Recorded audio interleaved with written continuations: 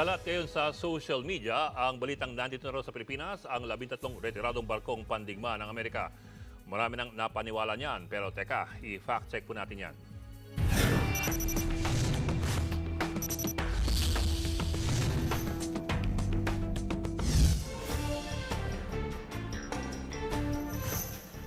Sa gitna ng lumalalang tensyon sa ating karagatan, mas pinapalakas daw ang kakayahan ng ating hukbong pandagat.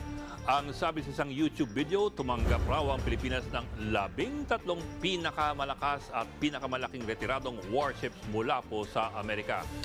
Ang isa raw sa mga barko, ang missile cruiser na USS Chancellorsville, na i-turn over na raw sa ating bansa nitong nakaraang buwan. Ang video upload, meron na pong 16,000 views. Pero mga kapatid, huwag agad maniwala sa pinapakalat ng nasabing video dahil yan po ay hindi totoo. Sinuri po ito ng ating fact-checking partner na Facts First PH. Ang video ng USS Chancellorsville na ginamit ay kuha pa sa deployment ceremony na ginawa sa Japan noong 2015. Bukod po dito, ang tinutukoy na barko ay hindi pa retirado at nasa serbisyo pa rin ng US Navy. Wala rin po naganap na turnover ceremony nitong Hunyo o anumang anunsyo na may 13 retiradong US warships na idodonate sa Pilipinas. Muling paalala na huwag basta-basta maniniwala sa mga sabi-sabi.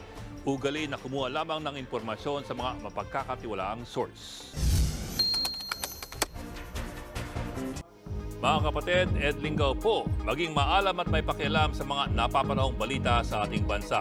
Para sa mas malalimang pagtalakay at paghimay sa mga issue at headlines, tumutok lamang at pag-subscribe sa social media pages ng News 5.